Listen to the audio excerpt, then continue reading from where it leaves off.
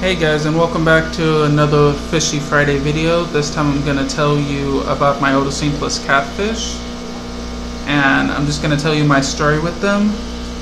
So to start, I would like to say that I got these May 31st about 3 weeks ago, I think it is, and I bought 20 of them to begin with because I knew they like to be in groups of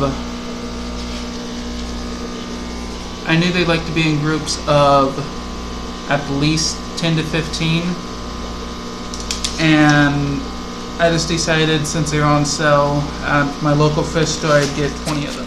And before I continue, I just want to say this isn't a hawk on my local fish store. I am selling shrimps to them and everything, so I do like my local fish store. 2 of them died overnight,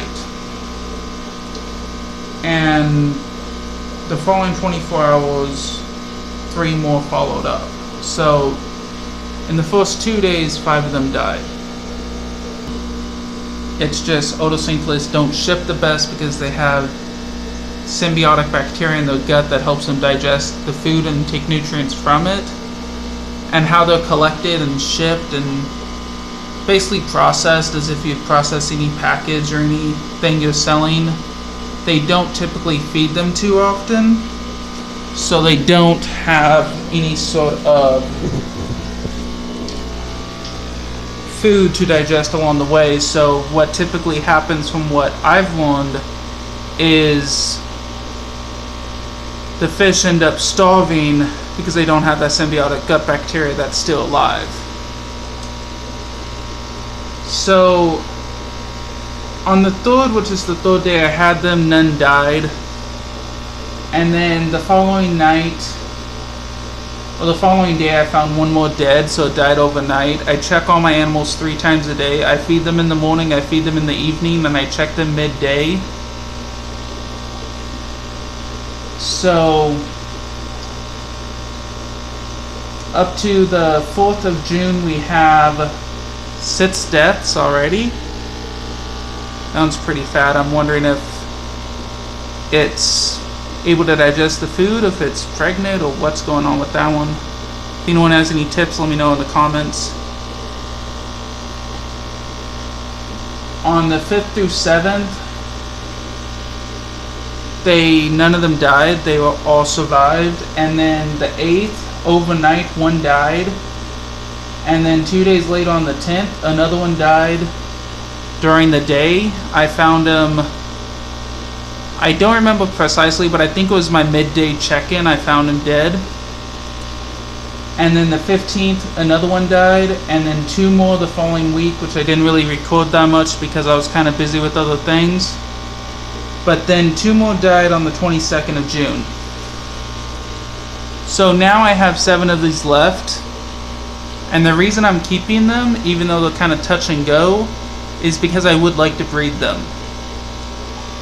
It would be awesome, in my opinion, if someone could breed these, whether it be me or someone else, so that we don't have so many of the finickiness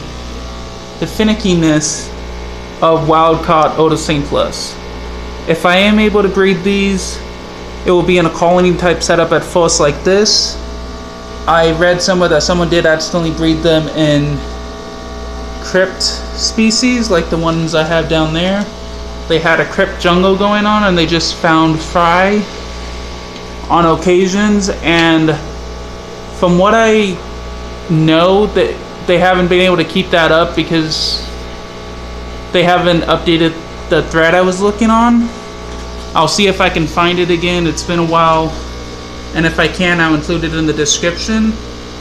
But if I can breed these and I am successful in getting a nice production going in a colony setup with the F1s or F2s, I will try to figure out the secret of breeding them on a larger scale so I can provide them commercially if no one else has done that at the time.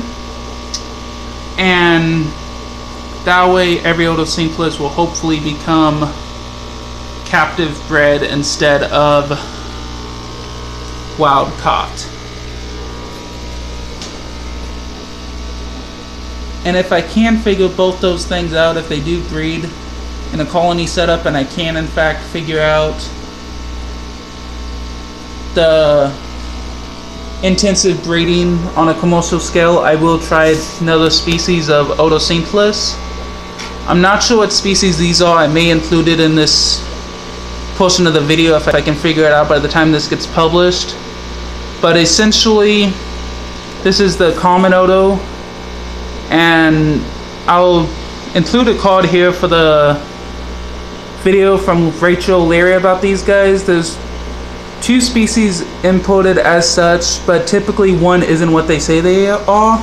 I forget exactly, so go ahead and check that out at the end of this video. But these guys are super cool. Unfortunately, I can't show you what I want to, which is from the top when they swim, they look like sharks almost, which I think is really cool. I love sharks. Don't appreciate people eating shark fin soup, but to each their own. I mean, I wish people would actually not do that because it's not, I don't know. That's getting off topic and I'd rather not rant in this video, but basically they look really cool. Let's see if I can show you with this one. If I can figure it, oh yeah. See, they're just really cute little catfish. But again, I don't really recommend these guys unless you really have a mature tank. This tank has been set up for 2 to 3 months before I got them. But someone on the forum told me, PR Aquatics Forums, someone on there told me in my Otocinclus or Oto monitoring thread that they really need something that's at least 6 months old. And I added some plants back there. I don't know if you saw the ones back there, the wisteria that I got from a member on there, but I tried to get some more plants in here so that they can be a little more happier and have a few more places to graze. And because a lot of the ones that these were in, a lot of the tanks that these were in are getting toned down. You can see that in the Shrimp Sunday update that I'll include at the end of this card in the upcoming Shrimp Sunday, this coming up Sunday. But I just wanted to quickly share my experience with these. I do have 7 Otocinclus left, and on the forum someone said when her friend gets some imported directly, or either imported or wholesaled, I forget which one, but basically she said 30% survival isn't uncommon,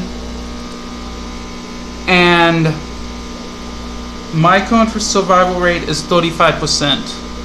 So it's not great, and 25% did die in the first 2 days.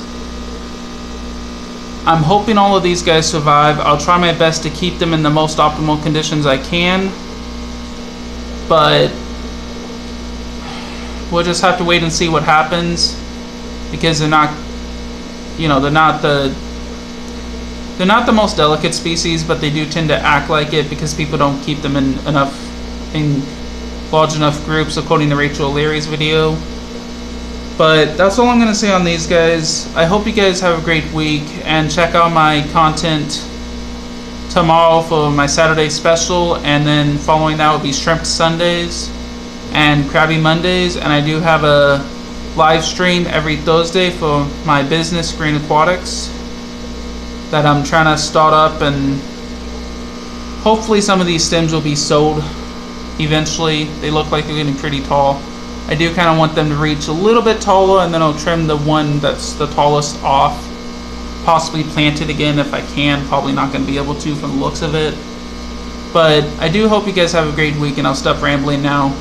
I hope you guys enjoyed this video. Go ahead and give it a thumbs up, share it, comment, subscribe, and I'll see you tomorrow or next week if you only want to see the Fishy Fridays, but I highly recommend the other animal content videos as well.